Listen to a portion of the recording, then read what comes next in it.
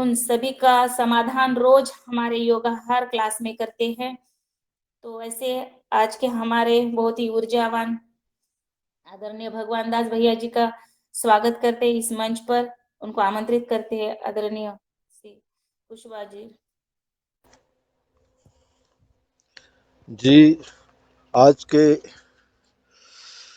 समस्त सदन में उपस्थित विद्वज्जनों को मेरा प्रणाम, अभिनंदन, वंदन। आज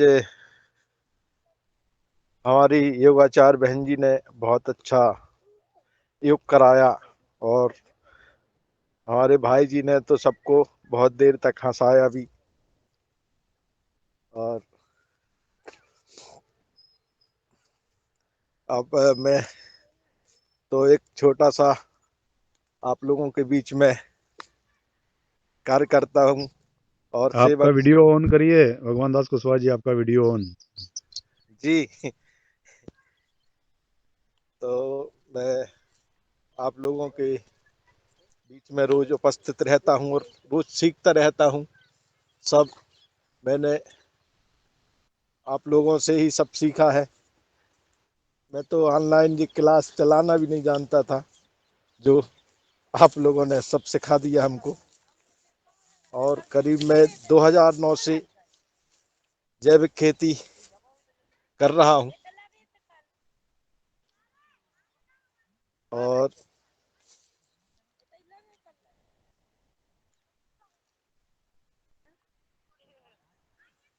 लगातार आप लोगों से जी हाँ जी तो कर रहा हूँ। अभी मेरा क्या है, मटर की तोड़ाई लगी है, तो इसी में मेरी ड्यूटी लग जाती है 6 बजे से और मैं खेता ही पे हूँ। आप लोग देख रहे होंगे। ये पंचू काय ए पंच जो जो जो अलग डरी रहे हैं कज्जा और बटरुआने पहले फिर जितने बिठार पहले जो कौन टुरवा और वो पहले खेत को टुरवा।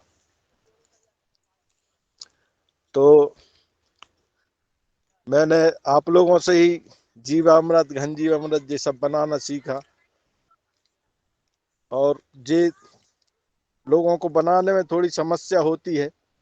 आदमी प्रमाद करता है, आलस करता है, तो ये सब कर नहीं पाता है। तो इसमें हमारी खेती के लिए हम गोस्वामी जी ने अपना रेडीमेड पतंजलि का प्रोम, जो डीएपी यूरिया सबका काम करता है, तो ये दे दिया है। तो हम उससे भी अपनी खेती कर सकते हैं। उसमें सारे विकल्प हैं। जैसे बोनी में हम प्रोम 50 किलो डालते हैं पर एकड़, और ऊपर से फिर जब यूरिया डालना हो तो ऊपर से फिर प्रोम डाल देते हैं पानी के साथ। स्प्रिंकलर जब सिंचाई होती है तो पहले ही छिड़क देते हैं, फिर सिंचाई कर देते हैं। तो ऐसा करने से 2-3 साल तो हमको फसल में कमी मिली, क्योंकि हमने शुरू से ही पूर्ण जैविक कर दिया, जबकि हमको इसको धीरे धीरे पूर्ण जैविक करना चाहिए।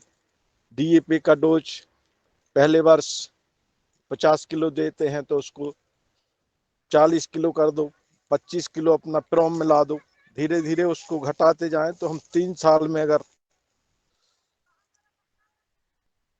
अपना डीएपी का डोज खत्म करते हैं तो चौथी साल, 5वीं साल से हमको पूर्ण रूप से पैदावार मिलने लगती है। मेरा ये स्वयं का प्रैक्टिकल है और आज हम 12 कुंटल से 15 कुंटल तक गेहूं ले लेते हैं। और धान इस बार मेरी देसी वैरायटी थी तो 16 कुंटल पर एकड़ मैंने रघुवंशी जी, सूर्य प्रकाश रघुवंशी जी से बीज लिया था बनारस वालों से। उसमें मैंने 2 वैरायटी लगाई थी, एक खुशबू, कुदरत की खुशबू, और कुदरत की दिव्यावन। तो दोनों का अच्छा एवरेज था। खुशबू मैंने अभी चावल निकलवाए हैं तो वो बनने के बाद भी हमको खुशबू देता है, जैसा नाम है उसका, और बहुत बढ़िया स्वादिष्ट बनता है। तो देसी वैरायटी लगाना चाहिए हमको खाने के लिए। इसके पिछले साल मैंने हाइब्रिड वैरायटी लगाई थी, जो हमने पूर्ण जैविक में भी 20 कुंटल पर एकड़ पैदावार आई, जो हमने सीधी जो सरकारी खरीद होती है उसमें दे दी थी। तो ऐसा मैं लगातार प्रयास में लगा रहता हूँ और अपने साथियों को भी प्रेरित करता रहता हूँ। मैंने खाद की एजेंसी भी लेके रखी थी पतंजलि की, जो 4-5 साल चलाई। उसके बाद थोड़ा आपूर्ति में दिक्कत हुई, जिसके कारण उसमें ब्रेक हो गया और अभी वो लगभग बंद ही है। ज़रूरत पड़ती है तो कुछ दूसरे डिस्ट्रीब्यूटरों से ले लेता हूँ 25-50 बोरी, और जो किसान हमारे जिनको देते रहे हम, तो वो भी 1 एकड़ 2 एकड़ में जो लोग करते हैं, तो वो हमारी प्रोम का उपयोग सीधा कर लेते हैं, जो नहीं बना पाते अपना खाद। तो ऐसा मैं लगातार प्रयास में लगा रहता हूँ कि आदमी शुद्ध भोजन करे और जहर मुक्त भोजन करेगा तो स्वस्थ रहेगा। जब तक हमारा देश स्वस्थ नहीं रहेगा तो समृद्ध होना मुश्किल है। जब हम स्वस्थ रहेंगे तभी हम समृद्ध होंगे, ऐसा मेरा मानना है। और स्वामी जी कहते हैं कि स्वस्थ भारत तो समृद्ध भारत। तो उसी के लिए मैं अपने प्रयासों में लगा रहता हूँ और लोगों को रोज प्रेरित करता रहता हूँ, और साथ में स्वास्थ्य के बारे में भी बताता रहता हूँ कि भाई क्या खाना क्या पीना, वृद्ध आहार। अभी शादियों का सीजन चल रहा, इतना बताने के बाद भी कई बार हमारे साथी लोग रात में दही बड़ा रायता ले लेते हैं। ये बड़ी विडम्बना है, और फिर 4 दिन तक बीमार पड़े रहते हैं। किसी को ज्वाइंट में पेन है तो रायता और दही बड़ा खाएगा तो उसका और बढ़ जाता है। तो विरुद्ध आहार से बचना चाहिए हमको। तो ऐसा मैं लगातार प्रयास करता रहता हूँ, और आप लोगों की भी जो थोड़ी बहुत समस्याएं होती उसको भी समाधान करने की कोशिश करता हूँ। और ये सब मुझे स्वामी जी की देन है, आचार्य जी की देन है। मैं उन्हीं से सीखता हूँ और आप लोगों को देता रहता हूँ। और लगातार योग प्राणायाम पे भी बल देता हूँ। प्रथम सुख निरोगी काया, दूजा सुख घर में माया, तीजा सुख सुलक्षणा नारी, चौथा सुख पुत्र आज्ञाकारी। अगर ये 4 चीजें हमारे जीवन में हो जाएं तो हमारा जीवन जीते ही स्वर्ग बन जाता है। स्वर्ग और नरक सब हमारे यहीं पे है। तो हम लोग इसी धारणा के साथ और अपनी सोच के साथ लगे रहें तो जरूर सफलता हमसे दूर नहीं भागेगी। लोग पैसे के पीछे भागते हैं, लेकिन मैं लोगों से कहता हूँ पैसे के पीछे भागोगे तो दौड़ लगाते रहोगे, पैसे को छोड़ दो तो वो तुम्हारे पीछे भागेगा। तो मैं कभी पैसे के पीछे नहीं भागता, ये चिंता नहीं करता कि ये मेरे पास आना चाहिए, खुद आएगा। अपना कर्म कीजिए। और अभी जो हमारे बीच में 11 तारीख को जो फुलवासन देवी यादव जी चीफ गेस्ट थी, उनसे भी हमने बहुत प्रेरणा ली।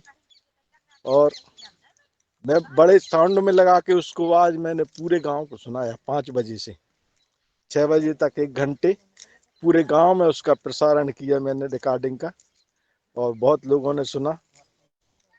और लोगों के मन में हौसला भी बढ़ता है ऐसे में कि हमको कर्म करते रहना चाहिए। आगे आगे बढ़ना है तो मन मारे मत बैठो। ये गीत भी सबको अच्छा लगा, सुना सब लोगों ने।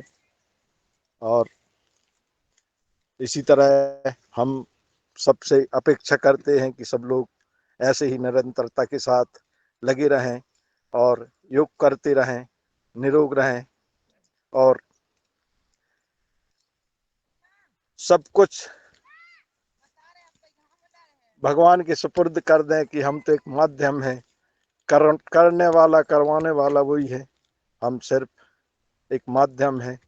और इसी के हिसाब से हम लोग अगर कर्म करते रहते हैं, निरंतरता के साथ लगे रहते हैं, जुनून के साथ लगे रहते हैं, तो हम लोग जरूर अपना देश भी हिंदू राष्ट्र बनवाएंगे और आने वाले समय में पूरे विश्व का प्रतिनिधित्व करेंगे, ऐसा मेरा मानना है। और इसी के साथ मेरा सभी को प्रणाम, ओम, वंदन, अभिनंदन और सभी का ऐसा ही मेरे ऊपर आशीर्वाद बना रहे। सभी को मेरा ओम।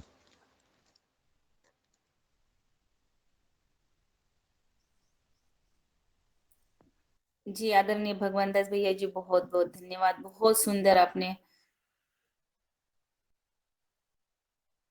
मार्गदर्शन दिया और अच्छी जानकारी दी। आदरणीय रमेश चंद्र मेहरा जी, आपसे कुछ पूछना चाहते थे शायद। जी जी, आप जिसका भी जो कोई सवाल हो तो जरूर पूछ सकते हैं। जी ओम। जी ओम, आदरणीय ओम। को नमन। जी और आज की योग कक्षा हमारी बहुत ही अद्भुत रही, बहुत हम लोग हंसे। मैं सर, जैसे आपने कहा कि हमको धीरे धीरे बदलना चाहिए, तो अभी लगभग आप कितने एकड़ में जैविक कर रहे हैं?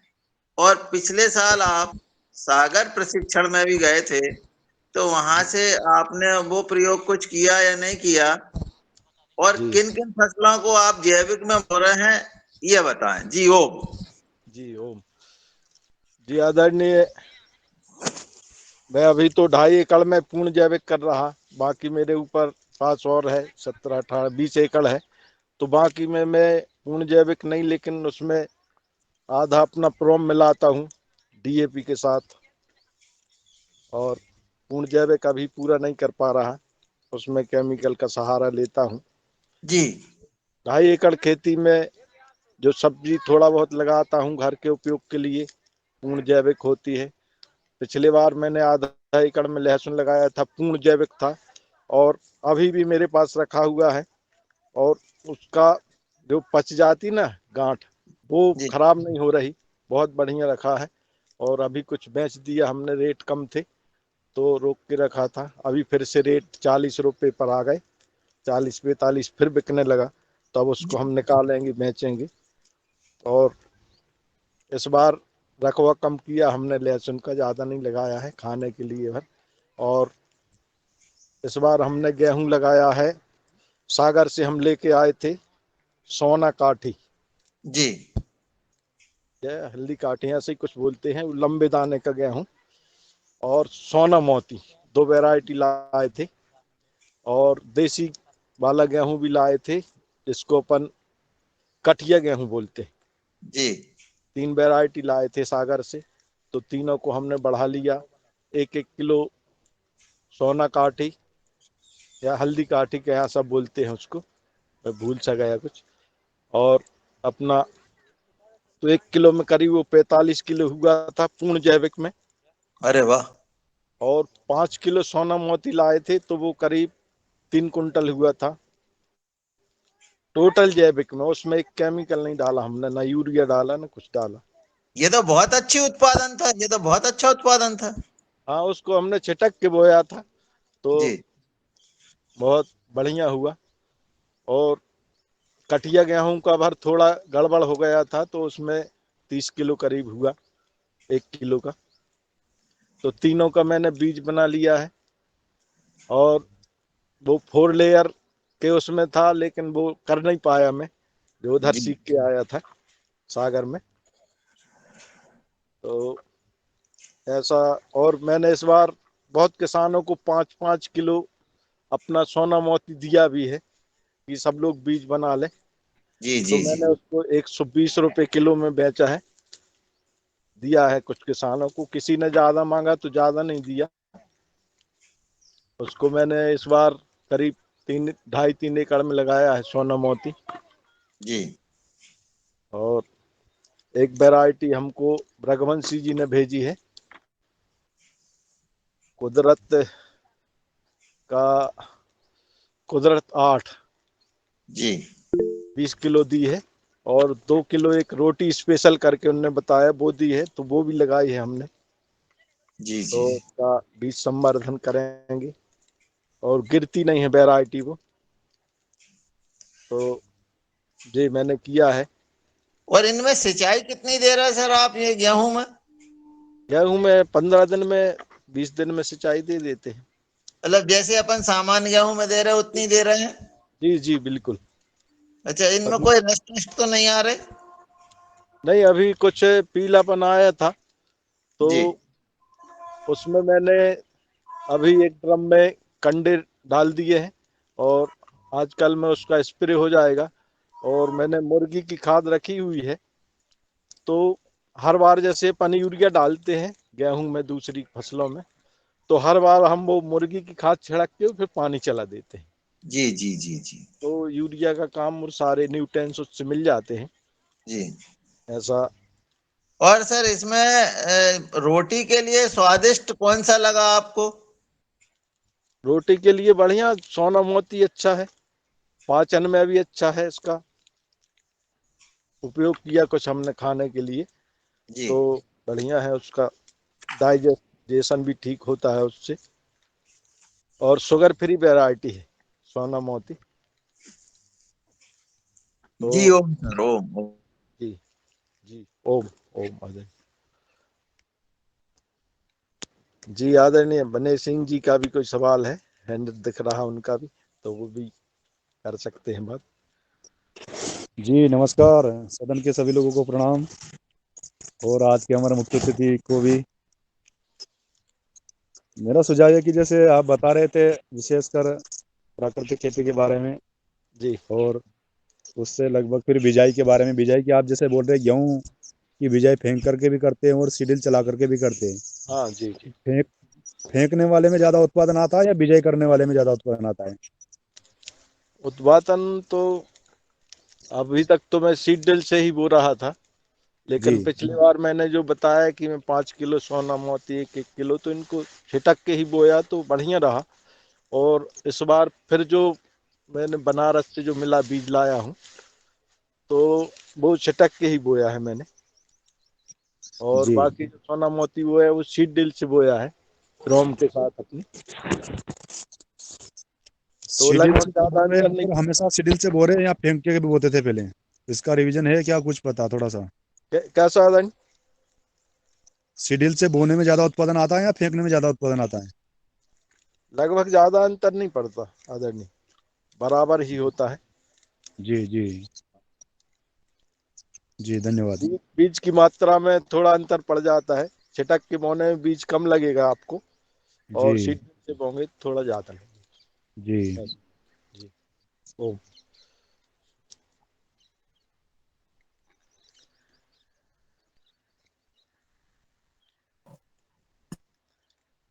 जी। और आदरणीय अगले सवाल करें आदरणीय पवन मिश्रा जी। सभी को ओम। मेरा सवाल ऐसा था कि वो जो खुशबू धान का बीज जो लाए थे रघुवंशी जी से, तो वो बीज आपके पास मिल सकता है क्या? जी आदरणीय, मिलेगा। मैंने अच्छा करीब अच्छा। इसको बचा लिया है 3-4 कुंटल। अच्छा तो मिलेगा। और 1 एकड़ में 6 किलो का रोपा हो जाता है उसका। अच्छा। हाँ हाँ।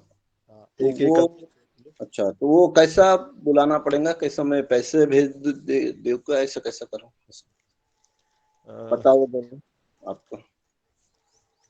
हाँ, भेज देंगे। कहाँ कहाँ भेजना आदरणीय? महाराष्ट्र में भेजना है। जी। मैं हेल्प। पता कुल मिला जी के पता भेज दूंगा, और कुछ आपका अकाउंट नंबर अगर भेज दिए तो मैं पैसे भी भेज सकता। जी जी। क्या कैसे रेट रहेंगे उसके पर किलो? अब रेट तो अभी कुछ नहीं किया हमने उसमें डिसाइड, हो जाएगा। रेट का तो ज्यादा नहीं है, लेकिन अच्छा बीज फैल जाए सब जगह हाँ हाँ, तो बीज का हाँ उचित होगा, वो हम ले लेंगे और देंगे, सबको देंगे हम बीज। धन्यवाद।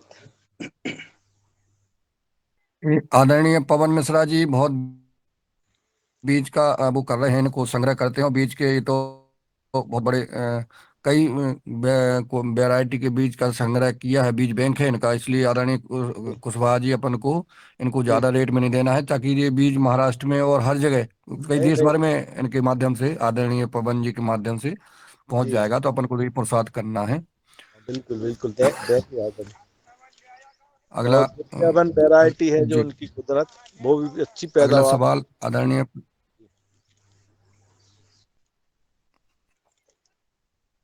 जी आदमी बताएं और कुछ। जी, संवाद कर लेना आदरणीय पवन जी से, जी जी। संवाद कर लेना, और जो भी अगर और बीज हो तो हाँ भी सर, दे देना। कि आदरणीय प्रणाली मराठी जी।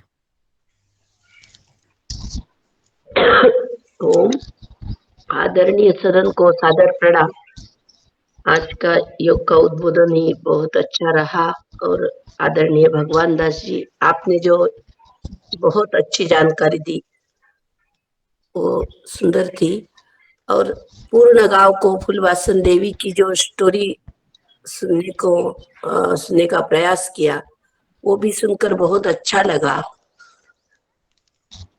आपके जो अनुभव है खेती के, 1 किलो बीज से 3 क्विंटल तक आपने जो इतना उत्पाद बढ़ाया, और शुरू से आज तक आप जो सेंद्रिय खेती कर रहे हैं, ये सुनकर बहुत ऊर्जा मिली। और सदन के जो वार्तालाप होते हैं वो हर रोज मैं सुनती हूँ। मैं कोई खूब किसान नहीं हूँ, बड़ी एक टीचर हूँ, लेकिन ये आपके प्रयोग सुनकर मन में बहुत आता है कि इसका प्रचार और प्रसार बहुत जोर से हो। तो आपने आपके जो अनुभव शेयर किए हैं वो हमें इस कार्य को आगे बढ़ाने के लिए बहुत अच्छे हैं। ओम। जी धन्यवाद। यहाँ वो आपने तो 1 किलो से 3 कुंटल सुना है, वो 1 किलो से नहीं 5 किलो से हुआ था। 5 किलो बोया था सोना मोती।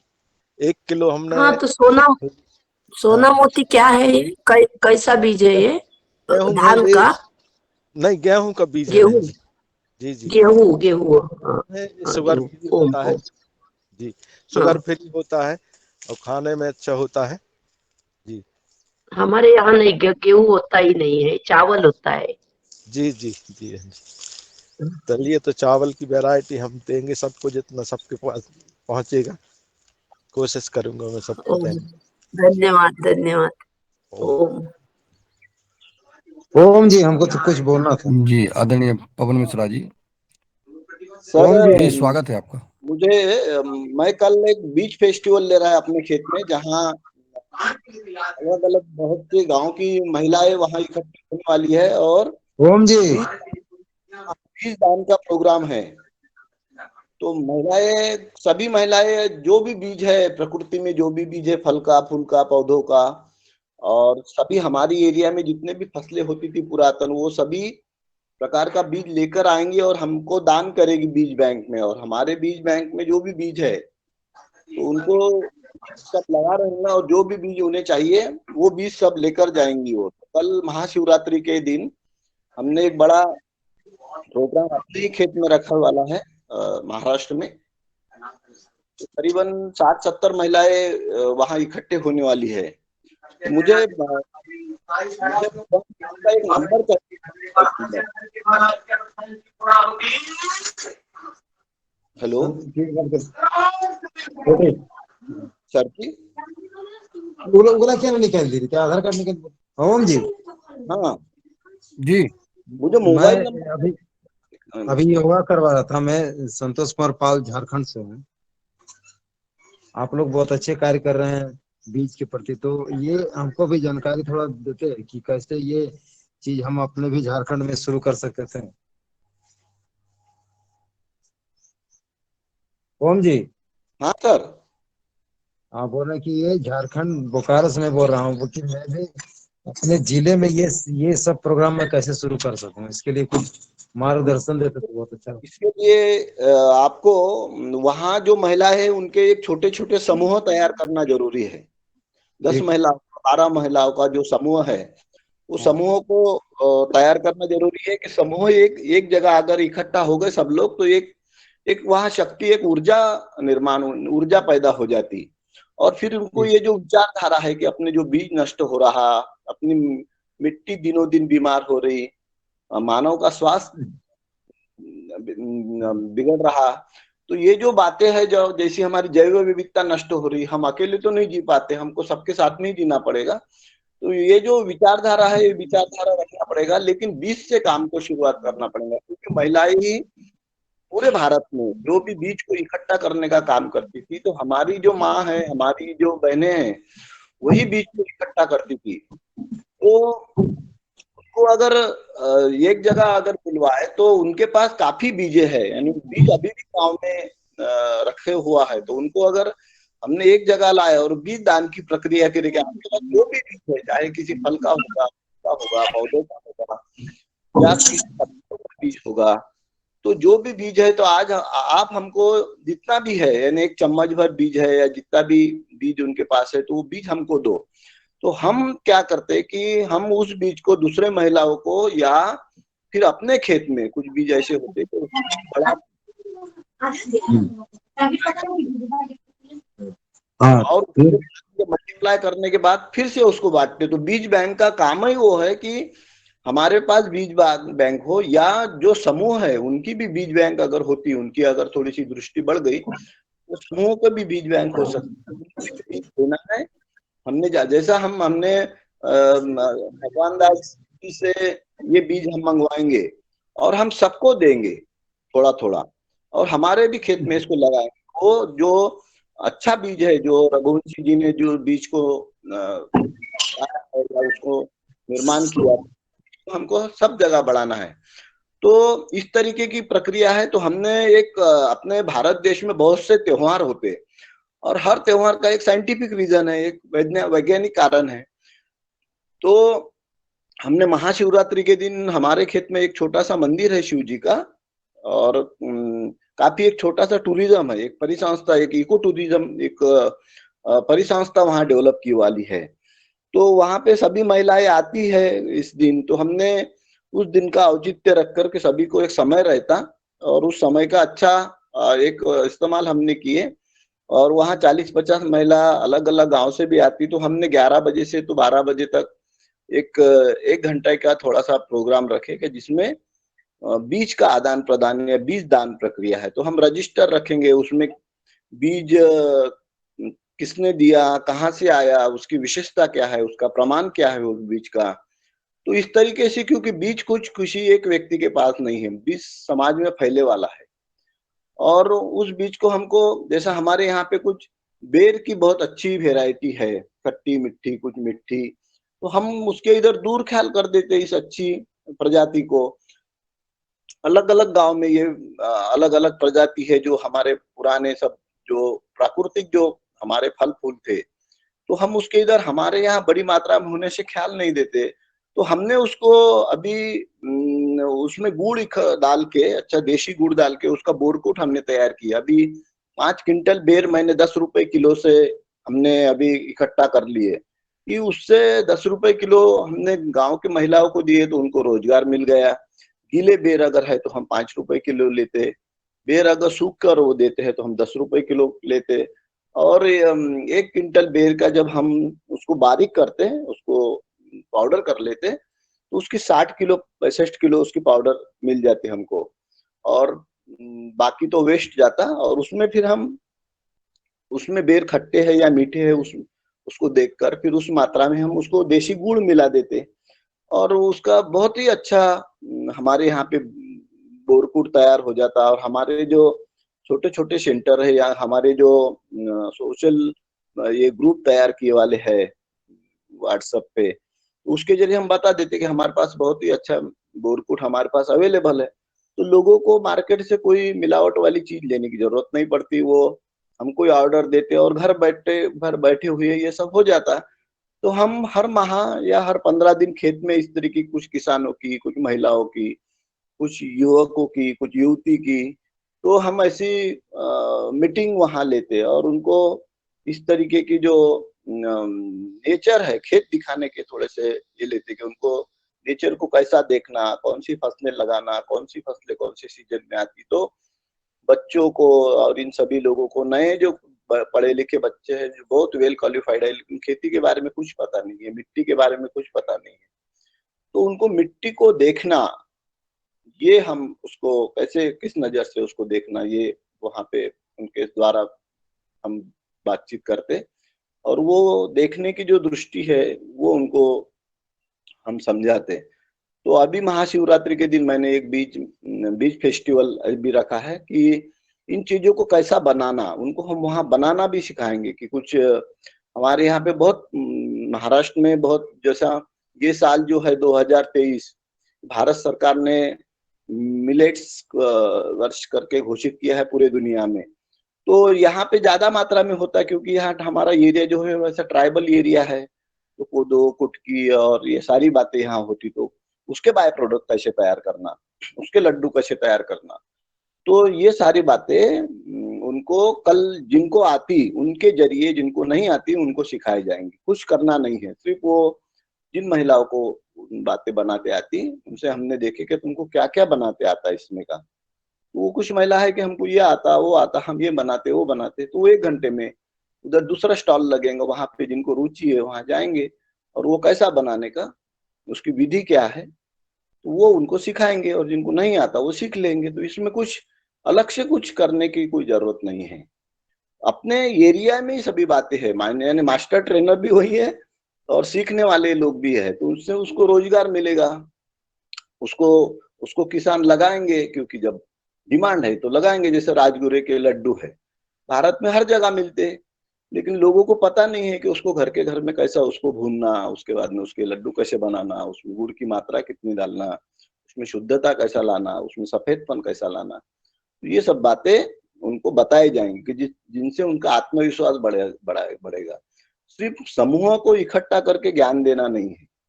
तो जो परंपरागत जो ज्ञान है, जो हमारी माँ है या हमारी दादी है, तो हम हमारे दादियों को बुलाएंगे, 4-5 दादियों को, तो उनके 80 वर्ष या 70 वर्ष की उम्र के जो भी अनुभव उनके पास है, जो कोई उनको पूछता नहीं या जो है, तो उनको हम बोलेंगे कि तुम्हारे अनुभव बताओ कि तुम उस समय क्या खाते थे, कैसा बनाते थे। तो जो भी बातें उनको 1 बात 2 बात पता है, तो दादियों के अनुभव हम उनके खोलेंगे तो उनके मन को अच्छा लगेगा। कोई मेरे पास जो भी बात है उसको सुन लेते हैं, उनको भी अच्छा लगेगा और नई जो बहुएं है उनको सीखने को मिलेंगी। क्योंकि कई बातें ऐसी है कि नई बहुओं को पता नहीं। अब हमारे यहाँ महाराष्ट्र में बड़ी मात्रा में इसकी कुरोड़ी बनती गेहूं की, इस समय यानी धूप में ही बनती, धूप काले में उसको बनाते।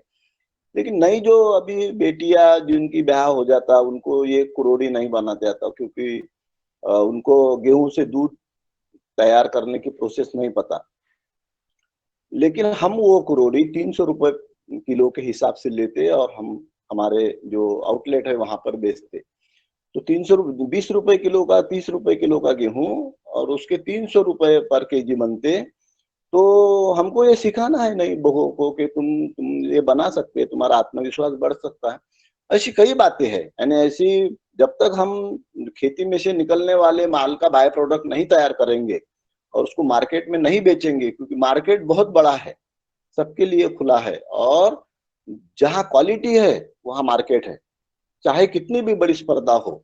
अगर तुम्हारा नाम है, अगर तुम्हारा चारित्र अच्छा है, अगर तुम्हारी खेती ऑर्गेनिक है और तुम्हारा नाम फैला वाला है समाज में, तुमको फैलाने की जरूरत नहीं। 4 आदमी को अगर मालूम पड़ा कि ये आदमी ऑर्गेनिक करता है तो 40 लोगों को तुम वैसे ही पता हो जाता है कि अरे इस फलाने गांव में ये आदमी ऑर्गेनिक खेती करता, बहुत अच्छा खेती करता और इसके पास ऐसा ऐसा सब चीजें है।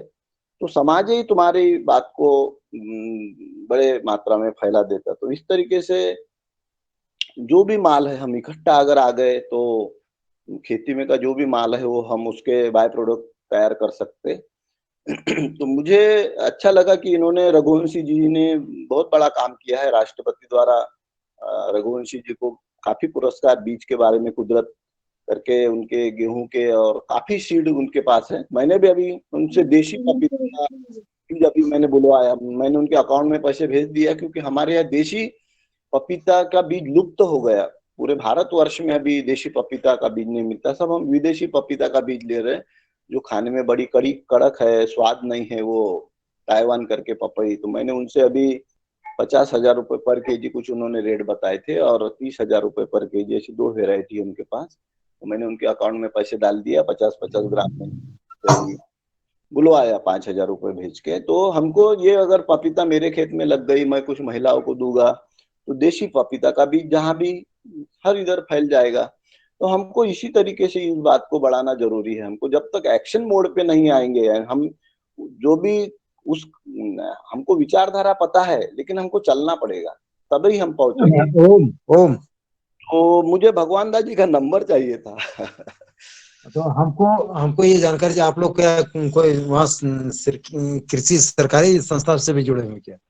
मैं नवधान्य से जुड़ा हूँ। नवधान्य देहरादून की डॉक्टर वंदना शिवाजी की संस्था है। तो मैं महाराष्ट्र में एक ट्रेनर करके उनका काम करता है, एक प्रशिक्षक करके काम करता मैं।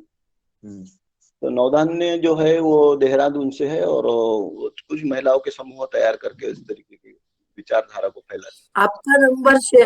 आपका नंबर दो ना। और कहाँ से आप है? आप कहाँ से बोल रहे हैं? कौन सा मैं जिला है आपका? महाराष्ट्र से, महाराष्ट्र से। वो वाशिम जिला आता है, अकोला से बाजू में आता है एक जिला, वाशिम करके नया जिला है, हाँ, वाशिम आपका जिले से। नंबर दे दो आपका। हाँ। 9423851431। हाँ। पवन मिश्रा। 9423851431 ये नंबर है। और मैं आदरणीय भगवान दास जी से थोड़ा सा प्रार्थना करूंगा कि उनका भी नंबर दिए तो अच्छा रहेगा। जी आदरणीय, लिख लें आप लोग नंबर मेरा 9993 हाँ, 9993 71 71 32 25। 32 25, ठीक है। हाँ।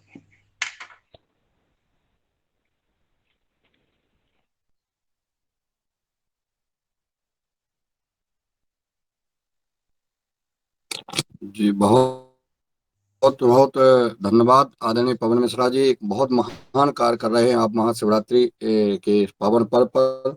और इस प्रकार का हमारी बहनों के साथ जो समन्वय है, और ये बीज का आदान प्रदान और पुरानी परंपरा जो आपने कहा है, मुझे याद आ जाता है कि जब कोदो की रोटी कैसे बनाई जाती है, आज की बहू बेटियां कोई नहीं बना सकता है, हम गारंटी से कह सकते हैं।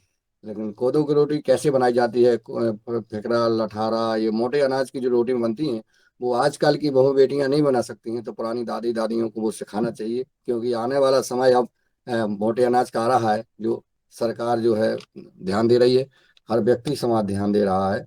और जब महिलाओं के सम्मेलन की बात आती है, तो मुझे याद आ जाती है आदरणीय जूली अग्रवाल जी की, आसाम से जुड़ी हुई हैं बहन, बहुत अच्छा काम कर रही हैं। उनके पुरुषार्थ को प्रणाम करते हुए हम उनको आमंत्रित करते हैं कि वो आए और इस सदन में अपनी बात, अपने कार्यक्रम जो कर रही हैं उनको रखने का कष्ट करें। आदरणीय जूली अग्रवाल जी तक मेरी आवाज पहुंच रही हो तो सादर आमंत्रित हैं।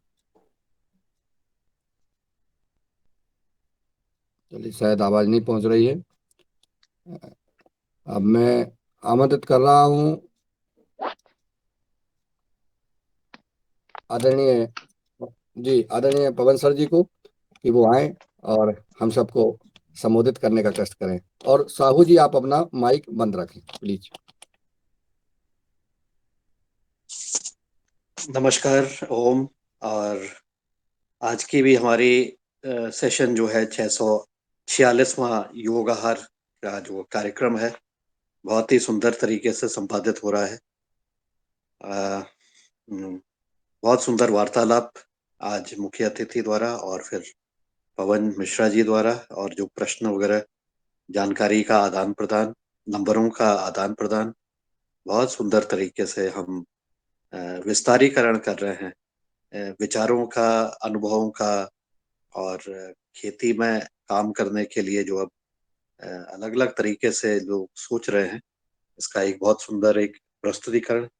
और साथ ही आज की योग की जो कक्षा रही उसमें भी परिवार के द्वारा एक योग की कक्षा के साथ साथ बहुत सुंदर तरीके से आज व्यायाम, हंसी और इस तरह से सब वो भी संपादित हुआ। बहुत आनंदित मन होता है जब इस तरह की हम चीजों को अपने सामने देखते हैं।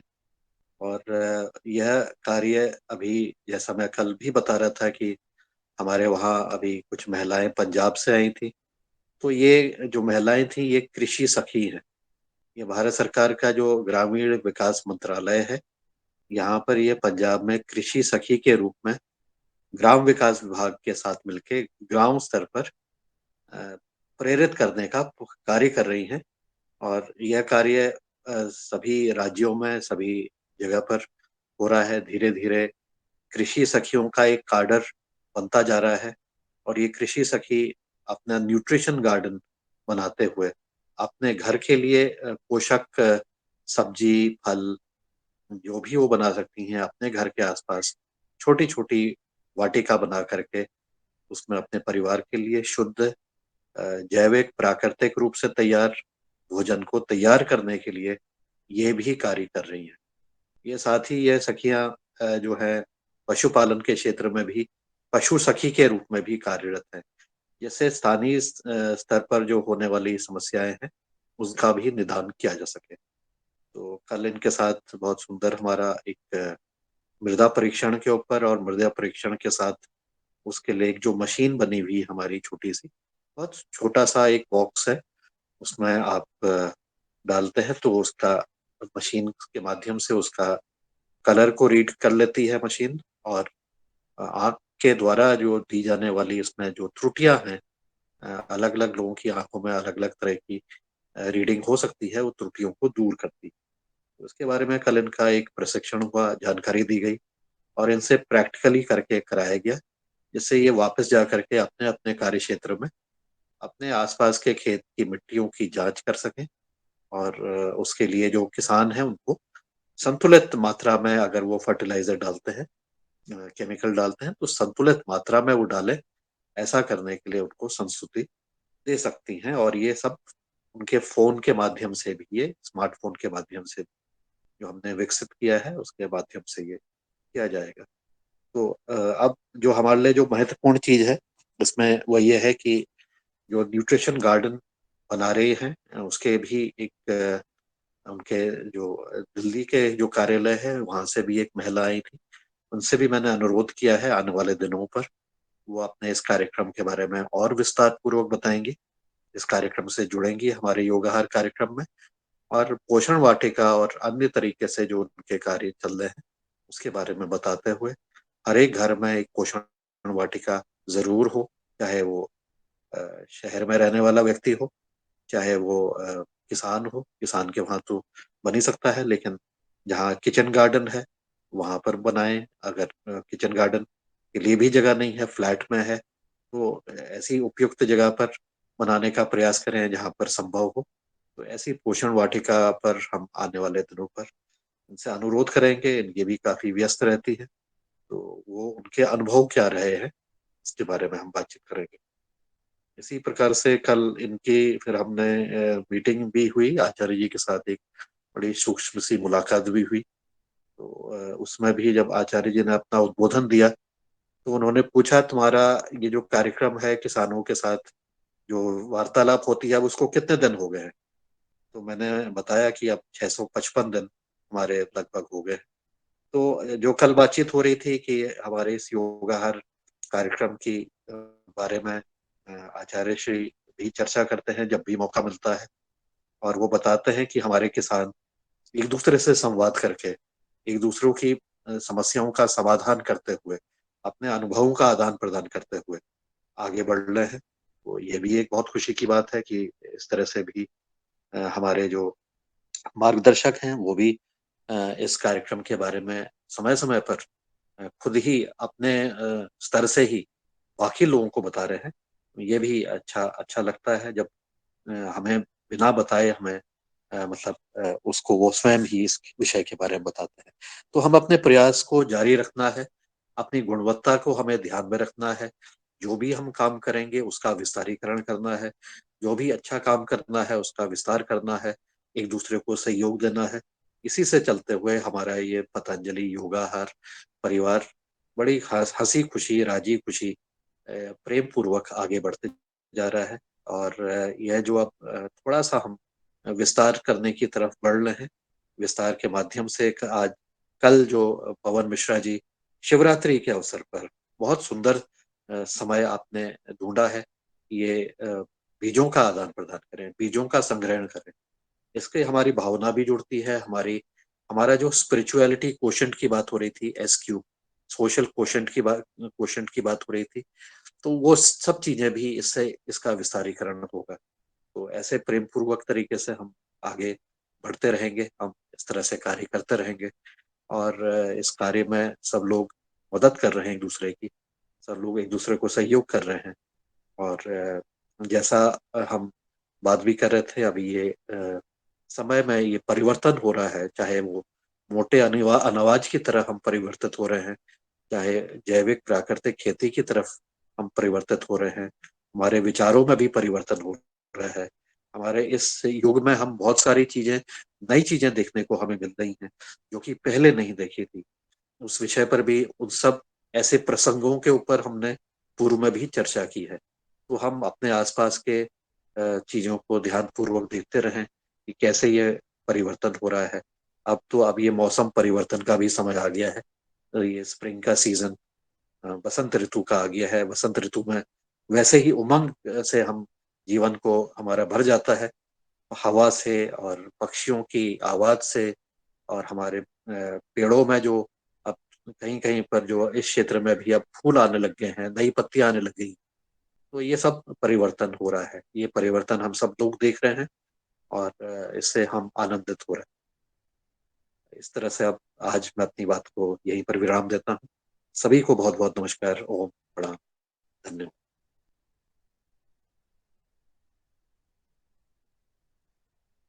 आदरणीय पवन सर जी, पोषण आहार वाटिका की आपने बात की, और परम सिद्ध आचार्य जी जो युवाहार कार्यक्रम का उनका एक बार याद करना ही हम लोगों के लिए बहुत गर्व की बात होती है। और समय बदल रहा है, यह बात सत्य है। आप कुशल मार्गदर्शन करते हैं और आपका मार्गदर्शन मिल जाता है, सुनने को मिल जाता है, तो हम लोगों में और जो है कुछ करने की ललक आ जाती है और मनोबल बढ़ जाता है। जो पोषण वाटिका की आपने बात कही है, वो उससे जरूर हम सबको प्रेरणा मिलेगी और हम सब भाई बहनों को यह अवश्य करना चाहिए। समय बदल रहा है, जैसा आपने कहा है, पहले कुछ और था, अब कुछ देश जो है अपनी पुरानी परंपरा की ओर बढ़ रहा है, सनातन धर्म की ओर बढ़ रहा है, और पुराने खान पान, रीति रिवाज, व्यवहार, संस्कृति, शिक्षा, ये बहुत ही हमारे सबके लिए महत्वपूर्ण काम है। सदन के सभी भाई बहन अधिक से अधिक इसका प्रचार प्रसार करें सोशल मीडिया पे, जहां भी सनातन धर्म की बात आती है, हिंदू राष्ट्र की बात आती है, पुराने खान पान की बात आती है, प्राकृतिक जैविक खेती की बात आती है, योग आयुर्वेद की बात आती है, परम पूज्य स्वामी जी परम सिद्ध आचार्य जी की बात आती है, वहाँ हम सबको शेयर करना है और कमेंट करना है और अधिक से अधिक चर्चा करना है। जहां भी हम चर्चा करते हैं, हम अपने खान पान की चर्चा करें, हम अपने योगाहार की चर्चा करें, और हम अपने बीज की खेती बाड़ी की चर्चा अवश्य करें, पुरानी परंपरा की चर्चा अवश्य करें। इससे भी हम एक दूसरे से संवाद होता है, जैसा आज अभी हमारा सदन में संवाद चल रहा है।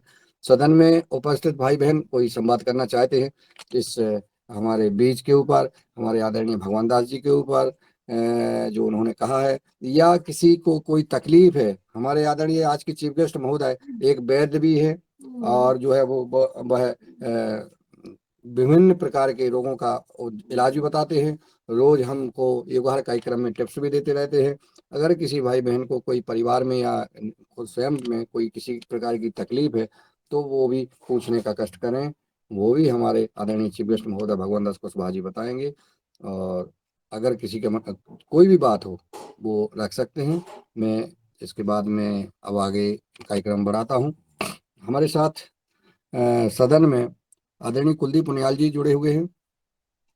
मैं चाहूंगा कुलदीप पुनियाल जी को कि वो आए और सदन को मार्गदर्शन देने का कष्ट करें।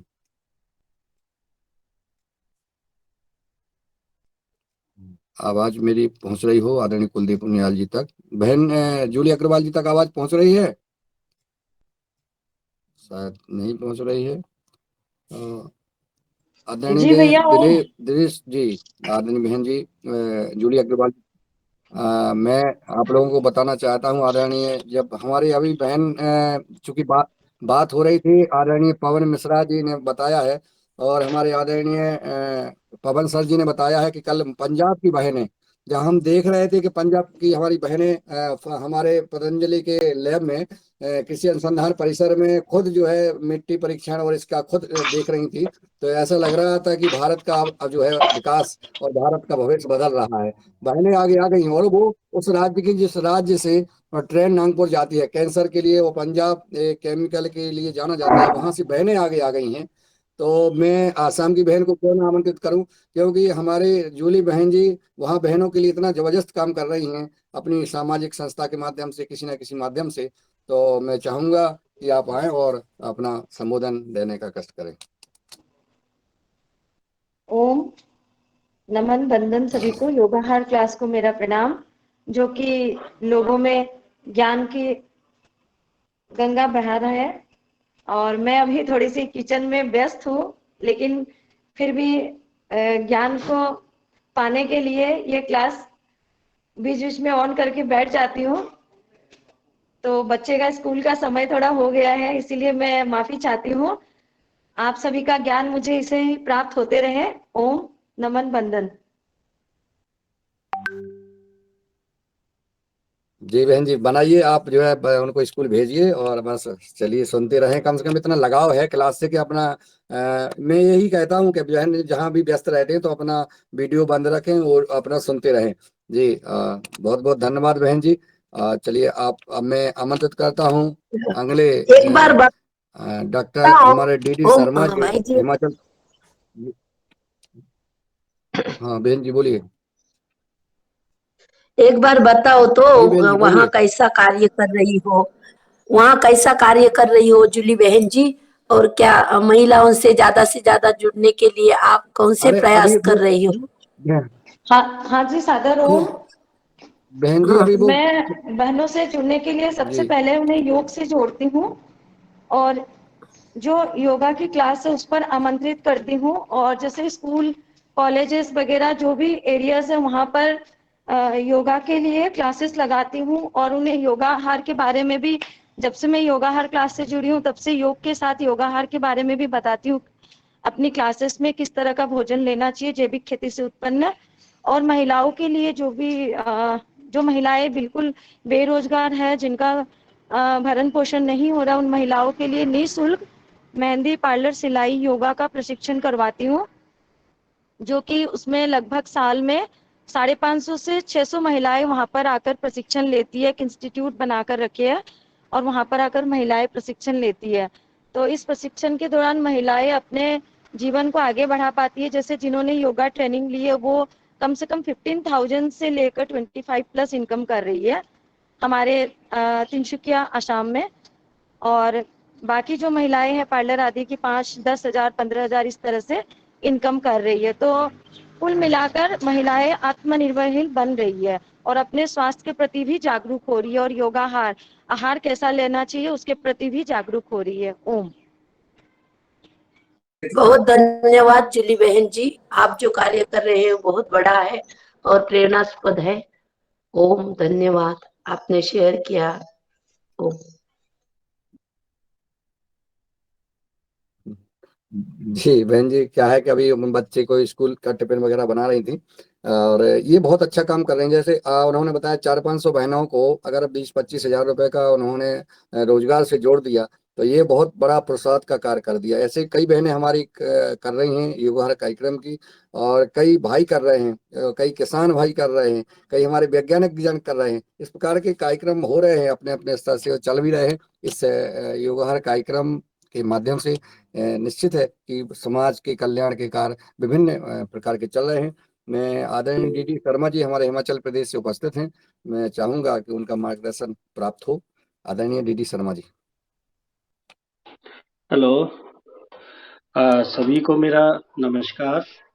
आप सभी, जी सर। खास करके हमारे आदरणीय श्री मुनीलाल जी ने जो ये हमारा योगाहार कार्यक्रम चला रहे हैं, और इसमें जो काम कर रहे हैं सभी लोग एक प्रेरणा स्रोत बने हैं पूरे किसानों के लिए, चाहे वो पूरे देश के प्रदेशों में जो विभिन्न विभिन्न जगह पर ये मैं देखता हूँ कोई 30-35 लोग और कभी 50 लोग, और ये कार्यक्रम जो योगाहार का चल रहा है एक अद्भुत कार्यक्रम है। इसमें जिस प्रकार से योग और दूसरे कृषि क्षेत्र से जुड़े लोग जो है इसमें चीफ गेस्ट के रूप में अपना अनुभव शेयर करते हैं।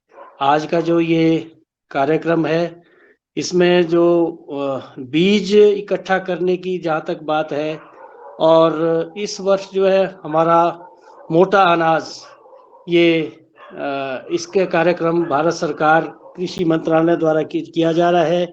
इसका जिक्र आपने सुना होगा कि राष्ट्रपति महोदय के अभिभाषण में भी इसका जिक्र हुआ है, और पूरे विश्व में और भारत में इस पोषण या मोटे अनाज के जो कार्यक्रम पूरे साल चलेंगे। हमारे विभिन्न विभाग जो कृषि से संबंधित है उन विभागों को भी निर्देश दिए गए हैं कि हमारे जो परंपरागत ये मोटे अनाज थे जिसमें अनेक तरह के तत्व पाए जाते हैं, इसको ग्रहण करने से शरीर की सारी जो हमारी बीमारियां हैं, शरीर का पोषण बहुत अच्छा हो जाता है, और तरह तरह की जो बीमारियां आज व्याप्त है, कैंसर है, दूसरी बीमारियां लोगों में लग रहे इससे ग्रसित हो रहे हैं।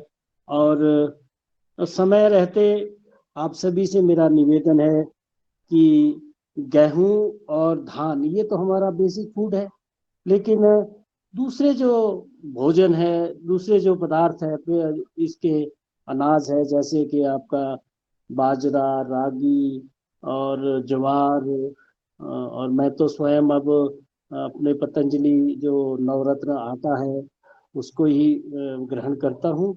तो हम भी यहाँ हिमाचल प्रदेश में अब जगह जगह पर हमारा जो प्राकृतिक खेती का कार्यक्रम है उसको आगे बढ़ाया जा रहा है। जैविक शब्द हमारे इसमें कार्यक्रमों में नहीं है, क्योंकि जैविक जो ऑर्गेनिक फार्मिंग भी एक सहयोग से ये सारी चीजें चल रही है। और मैं तो कहूँगा कि जो असली चीज है वो हमें मिट्टी की गुणवत्ता को बनाना है। मिट्टी में जो हमारे माइक्रोब्स है, मिट्टी में जो जीवाणु है, उनकी जो गतिविधियां हैं, अगर उनको जीवामृत, बीजामृत के माध्यम से हम जो है अपनी फसलों में इसका उपयोग करेंगे तो स्वयं जो है मिट्टी की गुणवत्ता और उसमें जो उपलब्ध करोड़ों जो जीवाणु है, बैक्टीरिया है, फंगस, फंजाई है, जो पौधों के लिए बहुत ही उपयोगी होते हैं, और उनका जो एक संचार है उसका मिट्टी की गुणवत्ता बढ़ जाती है। ये जो प्राकृतिक खेती के उत्पाद है, जैसे 2-3 दिनों से पहले भी हमारे किसान आए थे, उन्होंने कहा कि 500 लीटर जो है वो जीवामृत, बीजामृत बनाते हैं और उसका उपयोग करते हैं।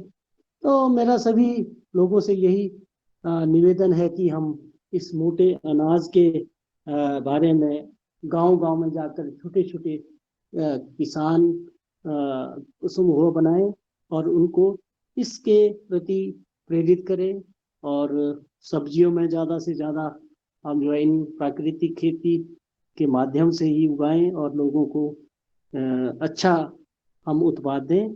यही मेरा आज का उद्बोधन था। नमस्कार, धन्यवाद। आदरणीय डॉक्टर साहब, आपका मार्गदर्शन और आपका स्नेह इस योगाहार कार्यक्रम में हमेशा मिलता है और आप बना के रखते हैं। और आपने जैसा कहा है कि अब सरकार जो है मोटे अनाज की ओर ध्यान दे रही है, तो निश्चित है हम सबके लिए बड़ी खुशी की बात है कि अब जो है पुराना समय आ रहा है और अस्पतालें और ये पुरानी समय की तरह अब अपने आप कम कम खाली खाली दिखेंगी, क्योंकि अब हम बीमार कम होंगे और जब हम पूर्णतः अब मोटा अनाज और उस पुरानी परंपरा पर पहुंच जाएंगे तो हम सब लोग स्वस्थ पूर्ण रूप से हो जाएंगे। मैं आदरणीय हमारे ऋषिकेश से प्रभा बहन जी जुड़ी हैं, मैं चाहूंगा कि वो भी बहनों के समूह और जो आज कार्यक्रम के बारे में चर्चा चल रही है हमारे शिवरात्रि पर पवन मिश्रा जी आयोजन कर रहे हैं, मैं चाहूंगा कि आपका कोई मार्गदर्शन प्राप्त हो। आदरणीय प्रभा बहन जी ऋषिकेश से ये आवाज आप तक पहुंच रही हो तो आप सादर आमंत्रित हैं। चलिए शायद आवाज नहीं पहुंच रही। आदरणीय नीलकंठ सावले जी उपस्थित हैं, मैं चाहूंगा कि उनका मार्गदर्शन प्राप्त हो सदन को।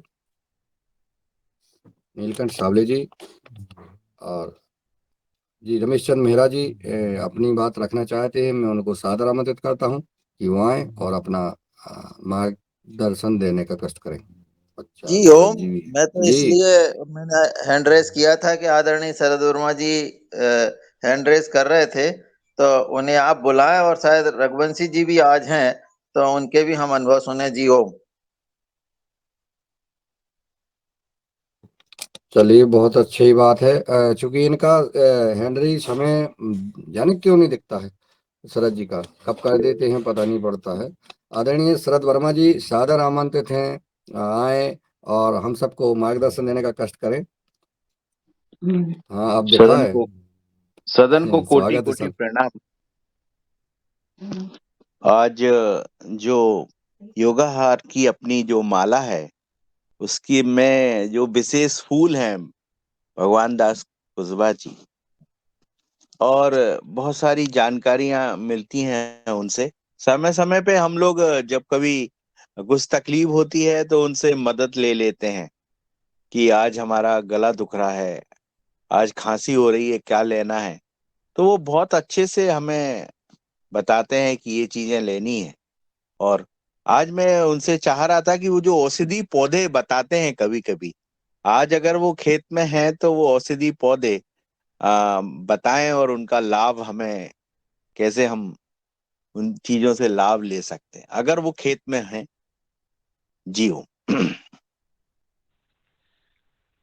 और दिखाओ भी, हमें दिखाओ भी कौन सा पौधा है जी ये, औषधि कौन सा पौधा है ये। जी जी जी। आदरणीय हाँ। सभी को मेरा ओम वंदन। आज मैं खेत में जरूर हूँ, लेकिन आप लोग देख रहे होंगे ये मटर टूट रहा मेरा। जी मटर की टोड़ाई लगी है, तो इधर जहाँ पर मैं हूँ खेत में, इधर ज़्यादा औषधि पौधे तो नहीं है। अब मैं आप लोगों को जब औषधि पौधों के पास रहूँगा तो ज़रूर आप लोगों को बताऊँगा। और अभी मैं इधर तो मेरे इधर भतुआ दिख रहा जी जी भतुए की भाजी बहुत ताकतवर होती है और इसको खाने से हमारी शरीर की सारी कमियां पूरी हो जाती। और इसकी भाजी खाने से पथरी जैसी समस्या, किडनी की समस्या में भी आराम मिलता है। भतुआ की भाजी बहुत ताकतवर होती है, जी आप लोग देख रहे होंगे। तो यही मेरे पास लगा है अभी जहाँ मैं हूँ। तो और ज्यादा इधर दिखाओ कुछ नहीं। बथुआ, दिखाओ जी बथुआ, दिखाओ जरा बथुआ जी यानी दिखाओ तो। हमारे जी मराठी में क्या बोलते हैं बथुए को? जी जय बहन जी, जी दिख रहा है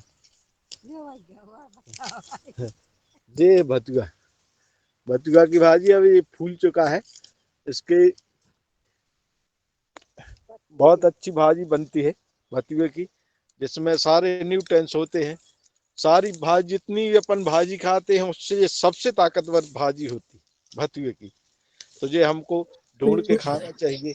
और हम इसको कचरे के रूप में लेते हैं और सब लोग नींद के फेंक देते हैं, लेकिन इसका उपयोग जरूर करें। सीजनली है जी, अभी इसका पकने का समय आ गया। लाल त्याला चाकवत लाल म्हणतात पत्ती का, लाल पत्ती चाकवत नहीं, लाल हाँ पत्ती का चाकवत, दूसरा है और चाकवत ये हरी म्हणतात, पत्ती का है। चाकवत म्हणतात जी त्याला मराठीत। चाकवत, हाँ हाँ हाँ। ये बथुआ है। तो इसका उपयोग जरूर करें। इसकी सब्जी कैसे कैसे करें भाई साहब इसको प्रयोग में? इसका सब्जी बनाते हैं अपन, भाजी बनती बहुत बढ़िया। उड़द की दाल डाल के, उड़द की दाल डाल के छिलका वाली जैविक उड़द। हाँ हाँ, कैसे भी बना सकते हैं, कई अलग ऐसे मन में पानी आ गया मुंह में याद कर। बनाने वाले के अलग अलग हाँ प्रकार। हाँ हाँ। जी जी तो धन्यवाद, ये है हमारा। बढ़िया। इसका एक एक व्यंजन बथुआ की भाजी भी की बताते पूरी जाओ। भी बनती है, बथुआ पूरी। आपके यहाँ का व्यंजन भी बताते जाओ, एक एक बथुआ पूरी। व्यंजन अलग अलग व्यंजन होता है ना, वो भी बताओ। चलिए, तो अब एक और व्यंजन बताता हूँ मैं। जो मटर है हमारा, इसके बड़े आप लोगों ने नहीं खाए होंगे। दही बड़े खाए हैं आप लोगों ने, उड़द के बड़े खाए हैं, मूंग के बड़े खाए हैं, लेकिन अपना जो ये है मटर, इसके बड़े बनते हैं। इसको हम छील लेते हैं, दाने निकाल के, और उसको पीस लेते हैं, और थोड़ा सा बेसन मिला के, और इसके बड़े बनाते हैं तो ये बहुत स्वादिष्ट लगते हैं, मटर के बड़े। तो सब लोग जरूर खाएंगे। इस समय मटर सस्ता है, ज्यादा महंगा नहीं है। फुटकर में बहुत अच्छा पदार्थ मिल गया। हाँ, हम भी बताएंगे ये हमारे यहाँ के कोकणी मटर के पदार्थ दाने कभी से कभी। सफल के दाने कैसे बनते हैं जी आदरणीय? जो मटर के दाने होते हैं, जी जो सफल मटर जी, मिलती है ना अपने को, जब मटर नहीं होती है, हाँ हाँ जी, पैकेट में मिलती है, तो वो कैसे उसका वो होता है? उसका तो अब ज्यादा उपयोग नहीं किया अपन ने। चलिए अपन तो मैं ये बताता हूँ रेसिपी। आपको। बहुत अच्छा। हाँ मटर जी के दाने जी आप छील लीजिए, हरे वाले। जी और जब हरे दाने छिल जाएं तो जी इसको गर्म पानी में 1 मिनट के लिए डाल लीजिए आप। जी ठीक है ना? जी जी जब आपने 1 मिनट इसको गर्म पानी में डाला और जी इसको निकाल लीजिए, जी और निकालने के बाद एक पैकेट बना के आपका जो फ्रिज का फ्रीजर है हाँ जी, उसमें रख दीजिए आप उसको। पॉलीथिन में बंद करके।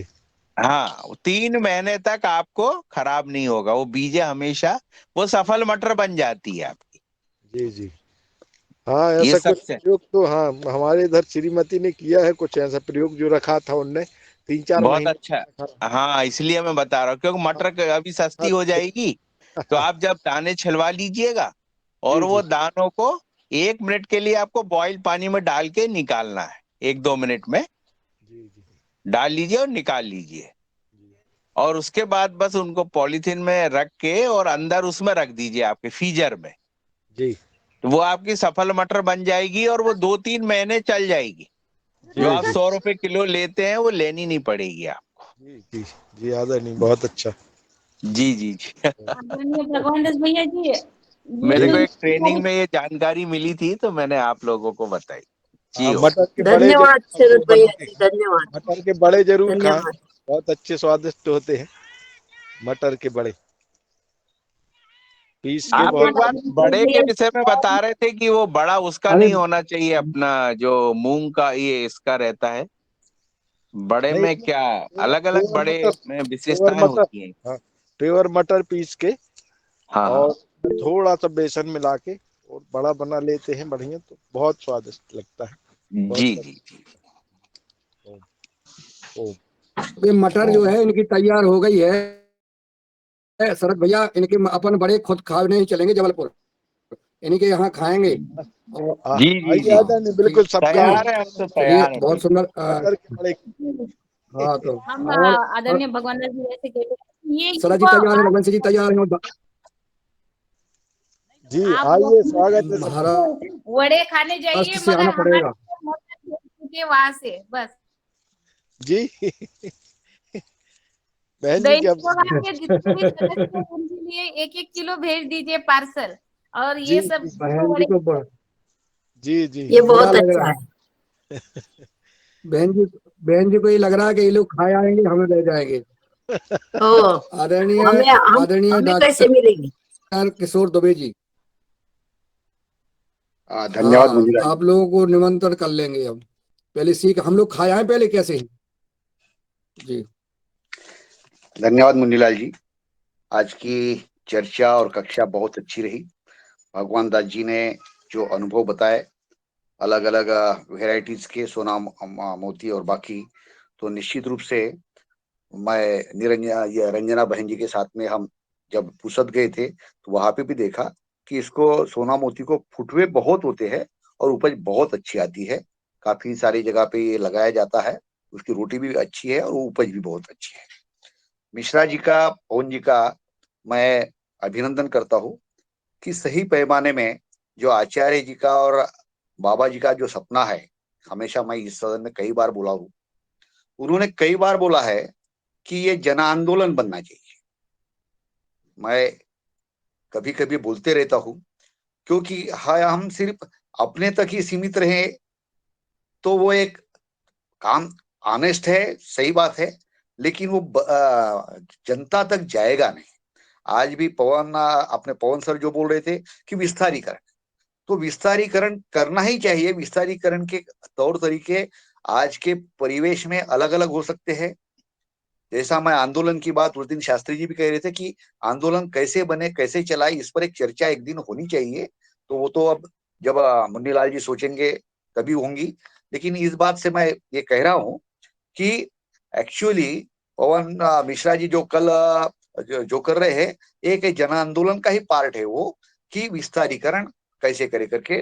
अब समय की कमी देखते हुए मैं सिर्फ इसमें एक जोड़ना चाहता हूँ कि जो मोटे अनाज है, ये मोटे अनाज के बारे में एक VNIT करके रिसर्च इंस्टीट्यूट है, और आज ही उनकी खबर आई है कि जो मिलेट्स है, ये मिलेट्स से पुराने जो व्यंजन हमारी 80-90 साल की दादी नानी जो बताएंगी, वो तो निश्चित रूप से एक बहुत बड़ा खजाना है।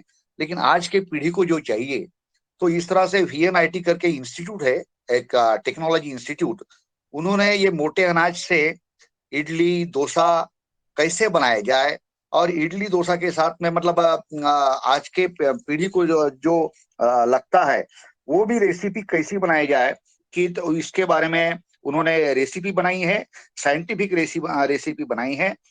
तो कुछ नई रेसिपी, कुछ यानी इससे उनका कहना है कि इडली डोसा, उत्तप्पा, अप्पा, अप्पे, पकोड़े, थालीपीठ, पराठे, पूरी, नान खटाई, केक, कप केक, कुकीज आदि के बेकरी प्रोडक्ट्स जो है वो भी बन सकते हैं।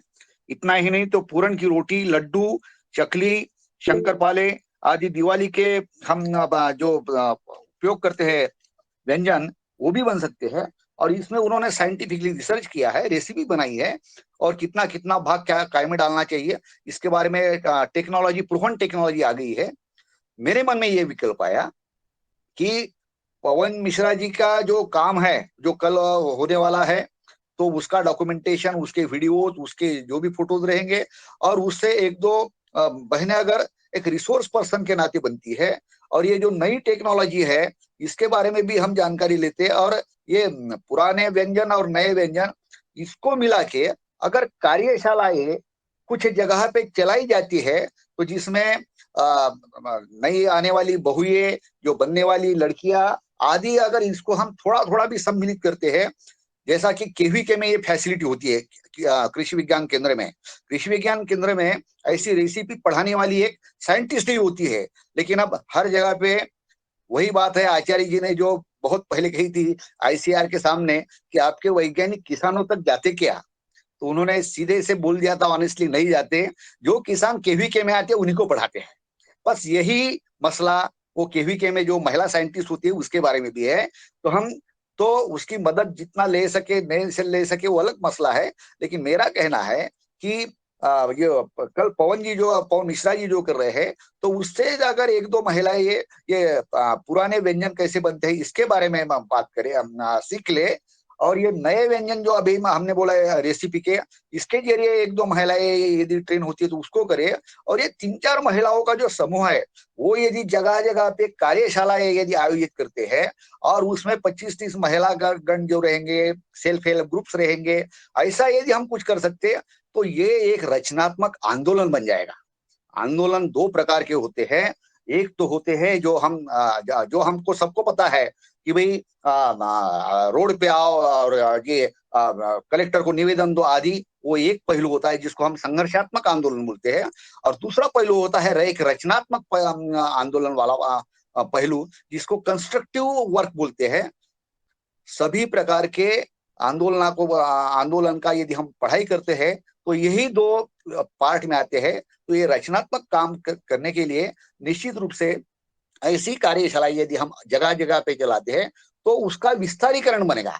इससे जुड़े हुए इसमें ये भी चीजें जोड़ी जा सकती है कि जैसा कि कई बार अपने यहाँ पे आयुर्वेद में कहा गया है कि गुड़वेल के व्यंजन, उसकी जो पत्तियां है उसकी पत्ती से वड़ी बनती है। तो मेडिसिनल प्लांट से जो प्रोडक्ट्स बनते हैं वो भी इसमें, यानी खाने के तरह से अलग अलग प्रकार के किस तरह से वो बनाए जा सकते हैं, ये अगर 2-3 चीजें जोड़ी जाती और उससे अगर 2-4 महिलाएं उसको मतलब एक रिसोर्स पर्सन करके ट्रेनिंग की जाती है और उसके माध्यम से यदि हम देश में या राज्य में जहां जहां हमको जरूरत है उसके माध्यम से घूमते तो एक बहुत अच्छा एक विस्तारीकरण का जन आंदोलन हम खड़ा कर सकते हैं। यही बात मैं इस मंच से आज रखना चाहता हूँ।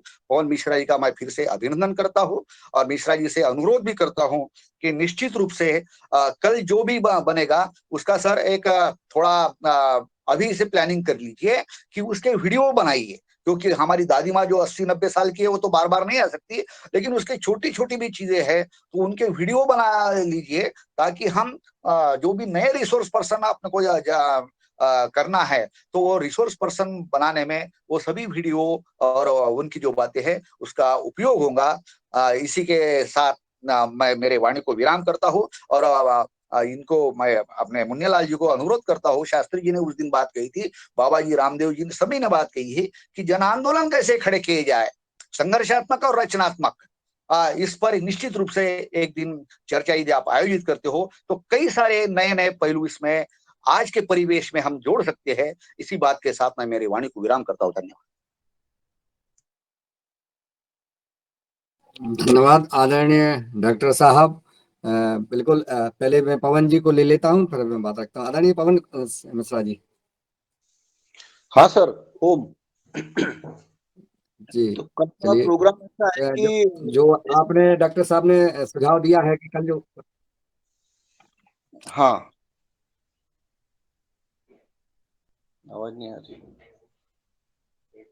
जो डॉक्टर साहब ने सुझाव दिया है कि कल जो आप कार्यक्रम करेंगे उसका वीडियोग्राफी, फोटोग्राफी और योगाहार कार्यक्रम की चर्चा और योगाहार कार्यक्रम में उन बहनों को भी जोड़ने का कष्ट करें। एक ग्रुप में इन सभी बहनों का नंबर ले लें और उनको फिर ये नंबर रंजना जी को भेज दें या मुझे भेज दें, हाँ, या दिनेश जी को भेज दें, किसी को भी, तो उनको हम सबको, इस बहनों को इन योगाहार में जोड़ लेंगे। जी पवन जी। बिल्कुल बिल्कुल। डॉक्टर दुबे और सर मैं का, दिनेश जी को आमंत्रित करता हूँ कि वो आए। और जी हाँ, तो डॉक्टर दुबे सर का मुझे 1-2 माह पहले फोन आया जी था जी कि मिश्रा जी ऐसा कुछ प्रोग्राम लो कि जिसके वजह से लोग इकट्ठा हो और ये जो अपन बात करते हैं इसको थोड़ा सा फैलाया जाए। तो मैंने वही किया कि मैंने सोचा कि अभी जो भी त्योहार है अपने हिंदू संस्कृति के जो त्योहार है तो उनको पकड़ के अगर कुछ प्रोग्राम लिए जाते तो सभी लोग इकट्ठा उसमें हो जाते, क्योंकि त्योहार का एक अपना माहौल पैदा हो जाता।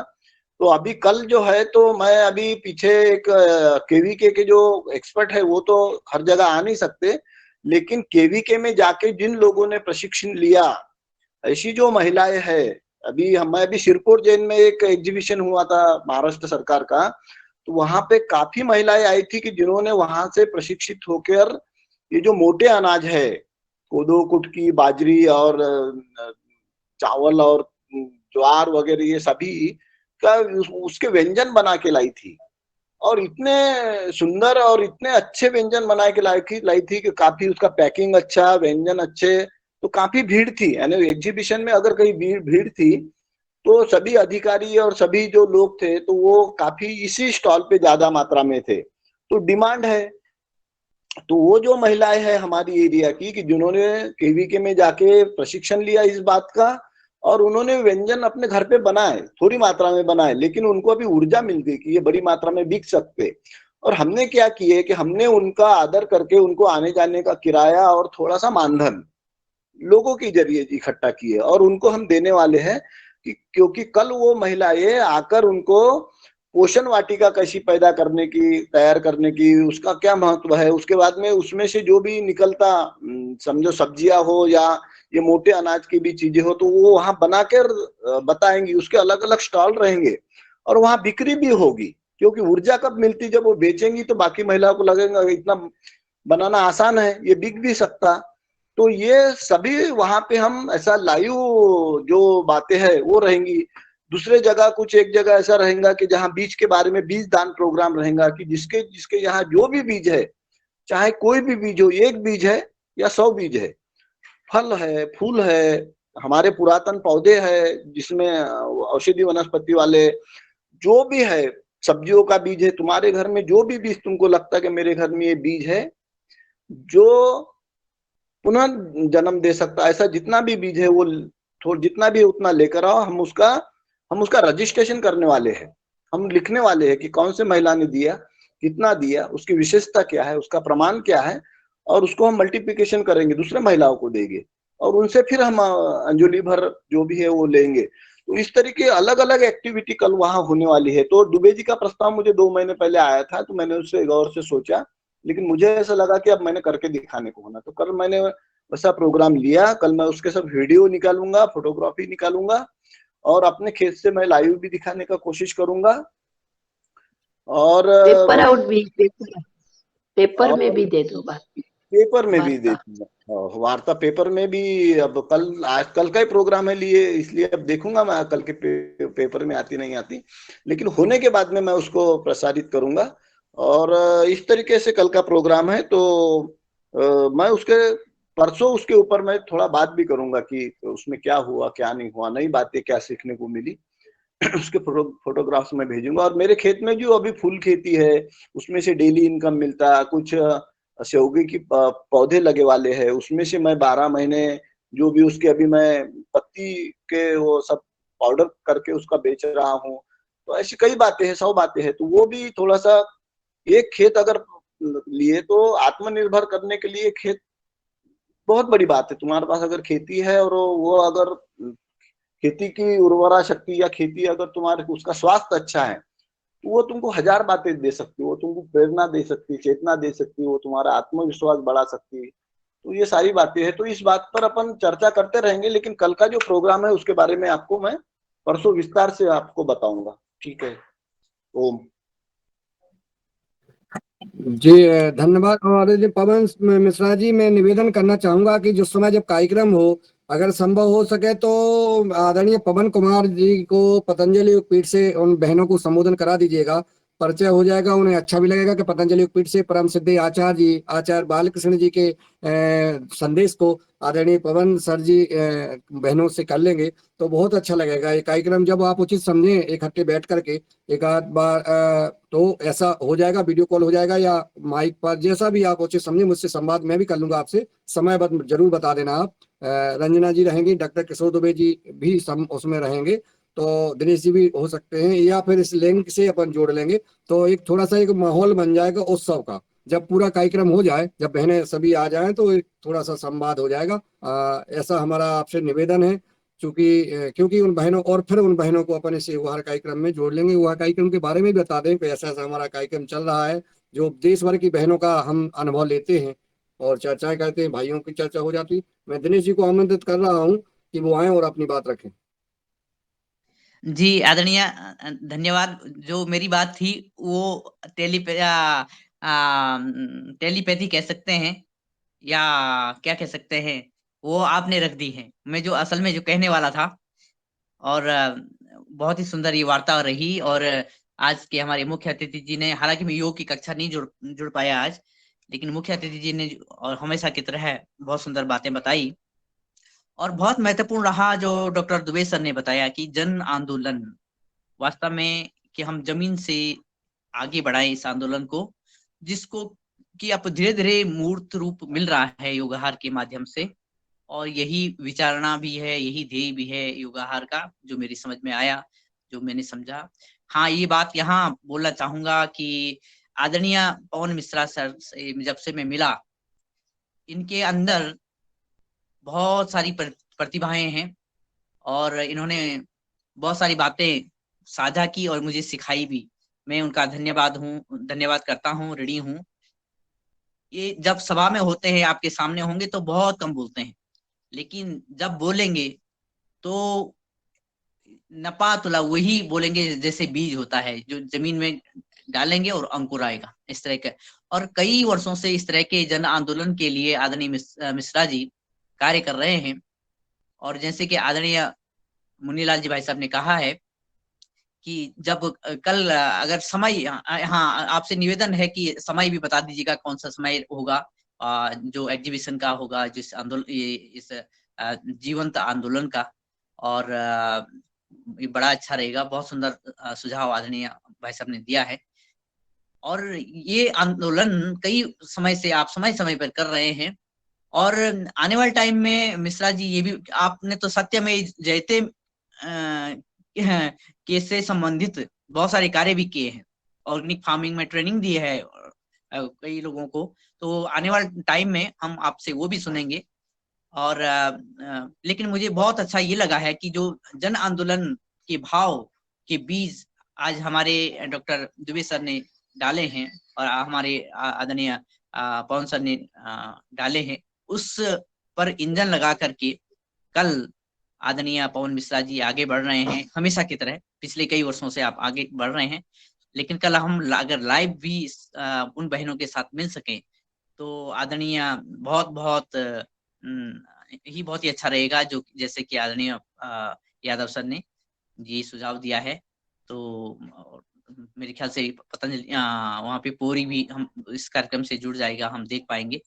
तो मुझे लास्ट वाले शब्द यही कहने थे, वो आपने कह दिया है। धन्यवाद, बहुत बहुत धन्यवाद, प्रणाम।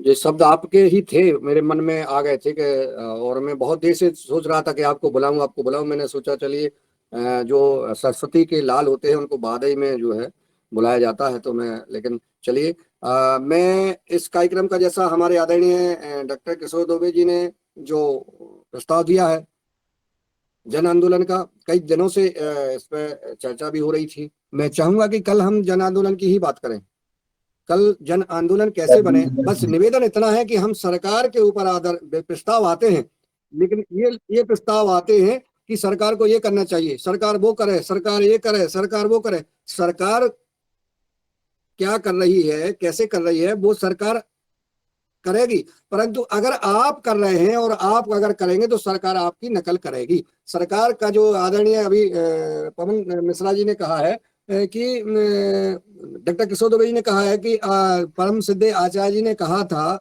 ICR में कि आपके वैज्ञानिक उस किसान के पास जाते हैं या बात करते हैं जो किसान आपके पास आता है, किसान के पास खेत पर नहीं जाते आप। वैज्ञानिक अगर किसान के पास जाने लगे, जमीन पर जाने लगे, खेत पर जाने लगे, तो योजना सही बनने लगेगी, वो उसका सही कर्तव्य होगा, लेकिन नहीं हो पाता है।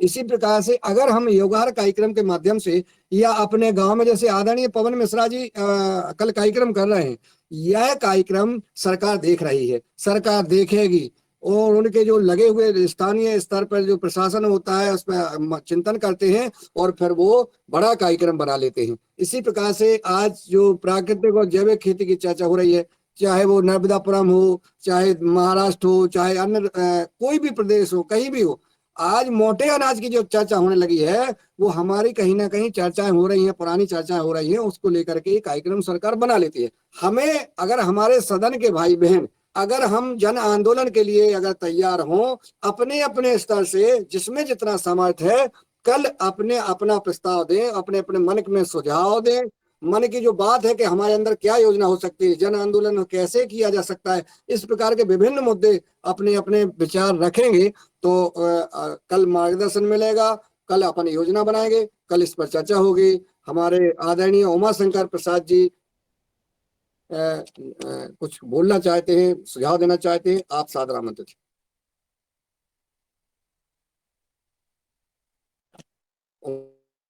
उमाशंकर जी तक आवाज पहुंच रही है? चलिए, आवाज नहीं पहुंच रही है। आदरणीय बने सिंह जी, आप कुछ सुझाव देना चाहते हैं, सादर आमंत्रित हैं। जी, चलिए, बने सिंह जी तक आवाज। निवेदन है विषय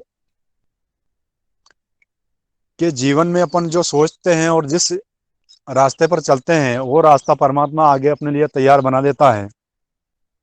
आज से 26 या 27 वर्ष पूर्व हम छोटे छोटे थे, जब हम योग करते थे तो हम बोलते थे कि घर घर अलग जगाएंगे, घर घर योग कराएंगे। उस वक्त कुछ 1-2 वर्ष बाद स्वामी जी जब टीवी पर आना शुरू हुआ था, उनका पहली बार तो हम सोचते थे कि कोई बाबा आता है और वो टीवी पर योग की बात करता है और आयुर्वेद दल की बात करता है, योगासन की बात करता है। उसी के पद चिन्हों पर चलते चलते हमारी आत्मा एक दूसरे से मिलती गई और बढ़ता गया कारवां। देश के अंदर घर घर तक योग पहुंचाने का संदेश पहुंच गया है। इसी संघर्ष के साथ आज अब हम बात कर रहे हैं प्राकृतिक खेती जन आंदोलन बने, हमारे प्रधानमंत्री जी की आत्मा घर घर तक पहुंचे, उसका संदेश घर घर तक पहुंचे।